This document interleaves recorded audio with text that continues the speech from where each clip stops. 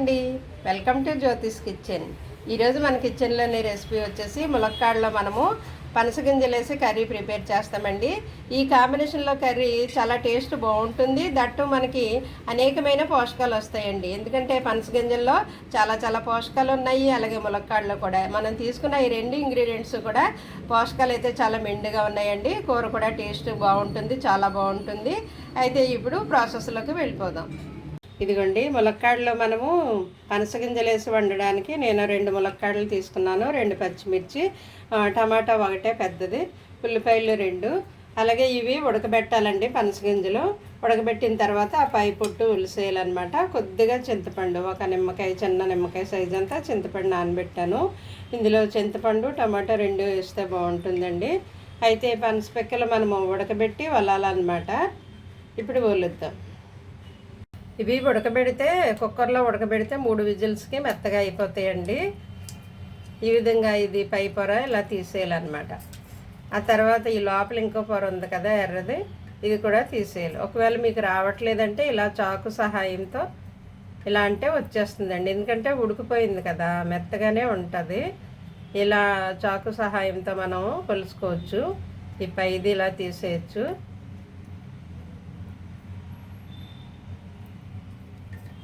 ఇలా ఒలిసిన తర్వాత మనం వీటిని ఇలా 2 ముక్కలుగా కట్ చేసుకోవచ్చండి.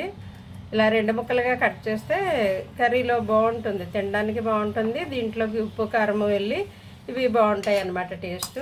ఈ విధంగా 2గా కట్ చేయాలి. అన్నీ ఒకసారి ఒలిసేసి అప్పుడు కూరగాయలు కట్ చేద్దాం. ఇదిగోండి, ఉల్లిపాయలు ఈ విధంగా చిన్నగా కట్ చేశాను, పచ్చిమిర్చి చీలికలు, అదేమో కరివేపాకు, టమాటా ఈ విధంగా చిన్నగా కట్ చేశాను. ఇవైతే ములక్కాడలు, చింతపండు ఆల్రెడీ నానబెట్టాను కదా. ఇవైతే పనసపిక్కలు, పనసగింజలు అలాగా ఒలిసేసి కట్ చేసి ఉంచుకుంటే అన్నీ రెడీ పెట్టుకుంటే మనకి వంట ఈజీగా అయిపోతుందండి. ఇప్పుడు స్టార్ట్ చేద్దాం. ఇదిగోండి, స్టవ్ ఆన్ చేసి కడాయి పెట్టాను, ఆయిల్ వేస్తున్నాను. నేను తీసుకున్న ఆ పదార్థాలకి దీంతో 1.5 స్పూన్ వేసానండి, సరిపోతుంది నాకైతే. ఆయిల్ హీట్ అయిన వెంటనే మనం ముందుగా ఆనియన్ ఫ్రై చేద్దాం.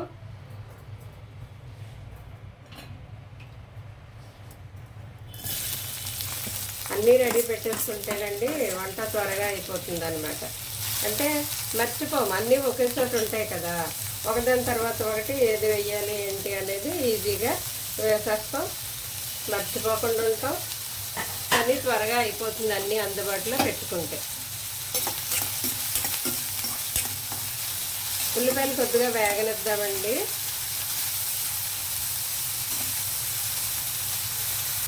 ఉల్లిపాయలు కొద్దిగా వేగాయి కదా, కలర్ చేంజ్ అయ్యాయి. ఈ టైంలో మనం కొద్దిగా పసుపు, అలాగే కర్రీకి సరిపడా సాల్ట్ కూడా వేసేద్దాం. ఇది సరిపోతుందండి, ఒక 1/2 స్పూన్ వేసాను నేను. ఇది ఇలా కలిపేసిన తర్వాత మనం టమాటా వేద్దామండి. ఎందుకంటే టమాటా బాగా మగ్గింది అనుకోండి ఆయిల్లో, అప్పుడు కర్రీ టేస్ట్ బాగుంటుంది అనమాట. అందుకే నేను చిన్న ముక్కలు కూడా కోస్తాను.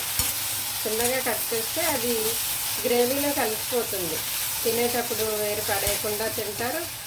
అలాగే కర్రీ టేస్ట్ బాగుంటుంది.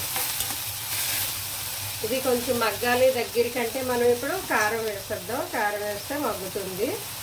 ఇదిగోండి 1 స్పూను, అలాగే 1.5 వేస్తున్నాను. ఎందుకంటే ఇందులో చింతపండు కూడా వేస్తాం కదా, మరి ఆ ఘాటు తగ్గుతుంది. చింతపండు వల్ల ఉప్పు కారం కొంచెం పడుతుంది అనమాట. చింతపండు లేకుండా ఉంటే ఉప్పు కారం తగ్గుతుంది. కానీ ఇందులోకి ములక్కాడలకు ఆ పులుపు బాగుంటుంది కదా చింతపండు వేస్తే, అందుకనేసి చింతపండు కూడా వేయాలన్నమాట, బాగుంటుంది. కొద్దిగా మగ్గనిద్దామండి. ఇదిగోండి, టమాటా ముక్కలు కొంచెం మగ్గాయి కదా, ఇప్పుడు మనం ములక్కాడ వేసేద్దాం. ములక్కాడ, పచ్చిమిర్చి, కరివేపాకు వేసాను నేను. ఇది కూడా ఒకసారి కలిపి కొంచెం మగ్గినచ్చాక అప్పుడు మనం వాటర్ వేద్దామండి కర్రీలోకి.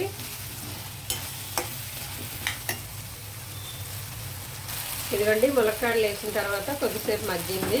ఇప్పుడు నేను వాటర్ వేసేస్తున్నాను. నేను పక్కన వేడి నీళ్ళు పెట్టుకున్నాను. వేడి నీళ్ళు వేయడం వల్ల అది చూసారా త్వరగా పొంగొచ్చి త్వరగా ఉడికిపోతుంది, మనకి టైం సేవ్ అవుతుంది అనమాట.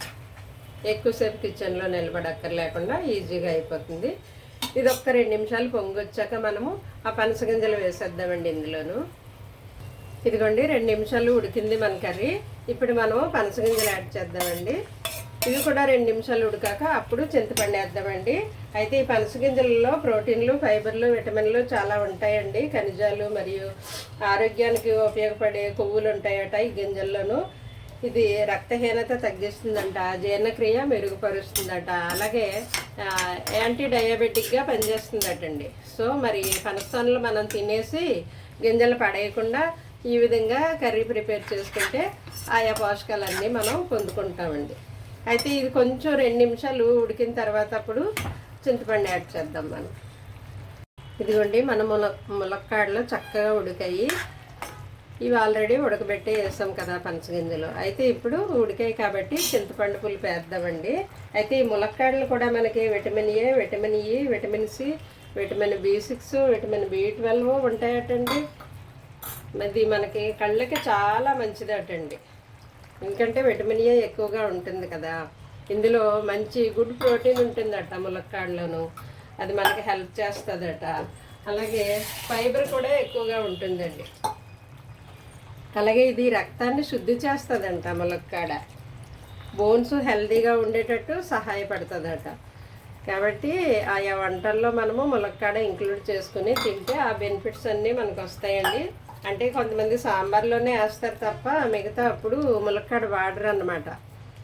అలా కాకుండా ఇలాగా కూరగాయలు కలిపి వండుకుంటేనండి బాగుంటుంది కదా.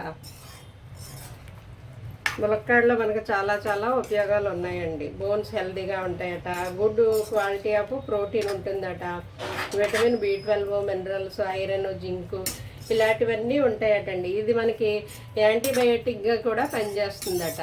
ఇది కొంచెం ఎగరాలండి కూర, మరి చింతపండు ఇప్పుడే వేసాం కాబట్టి.